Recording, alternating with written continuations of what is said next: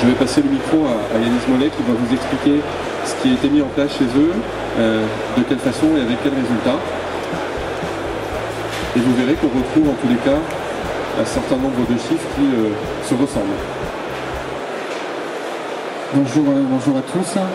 Donc, le groupe Moncé, un transporteur vendéen, transporteur avec 800 véhicules répartis sur toute la France. Donc, depuis le mois de septembre, on a commencé à travailler sur la partie éco-conduite en partenariat avec Transix et K-Driving Compétences. Donc on arrive à 6 mois à peu près d'exploitation, de mise en place de formation et d'exploitation de la partie éco-conduite. Donc à l'heure actuelle, on a mis en place cet élément-là sur une activité qu'on a chez nous qui est le ramassage de volailles. Pourquoi on a choisi ces sites-là? Parce qu'on est dans une conduite sur des accès difficiles, donc environnement rural, beaucoup d'accidents possibles. Donc l'éco-conduite permet également d'augmenter la notion de sécurité côté conducteur. Donc c'est vraiment pour ça qu'on a choisi ces sites-là. Donc si on a réussi à avoir des éléments positifs par rapport à ça, donc on considère que sur la grande route, après derrière, ce sera beaucoup plus facile à mettre en place. Donc les objectifs qu'on s'est donnés au départ, c'était d'augmenter les performances de conduite. Je l'ai même mis un petit peu dans le désordre, parce que normalement c'était augmenter la sécurité des conducteurs et de nos ensembles, augmenter les performances de conduite et surtout l'auto-évaluation conducteur, que le conducteur dans le véhicule puisse savoir par rapport à des valeurs de référence qu'on a définies ensemble avec Transix, les conducteurs et K-Driving, savoir si le conducteur était dans le vrai ou s'il avait des soucis pour appréhender son véhicule et sa conduite. Donc les plus du TX Eco côté conducteur, parce qu'il y avait quand même pas mal de démarches qui étaient effectuées par le groupe Moncé avec nos formateurs en interne. On avait les résultats qu'on avait. Maintenant on a des résultats meilleurs, on va dire, et surtout côté conducteur on a une approche qui est complètement positive. Pourquoi? Le principe de formation, il est basé sur des données concrètes de télémétrie, c'est-à-dire que les formateurs, lorsqu'ils vont voir les conducteurs, maintenant, ils peuvent rentrer dans le détail en disant, voilà, tu as eu telle performance de conduite, compte tenu de tel et tel élément.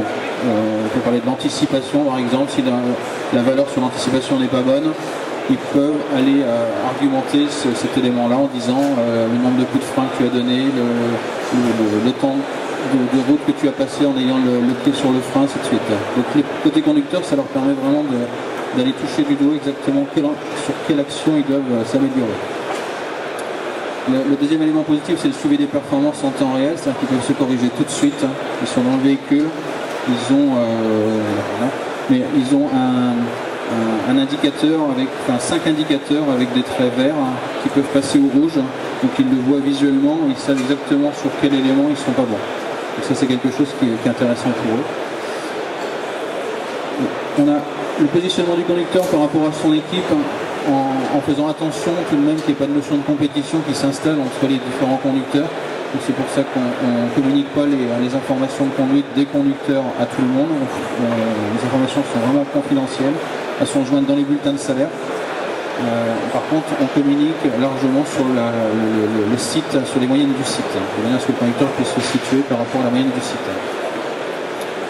Et ensuite, il y a donc le maintien des gains de performance dans le temps, parce que les conducteurs voient à peu près les évolutions qu'ils peuvent avoir.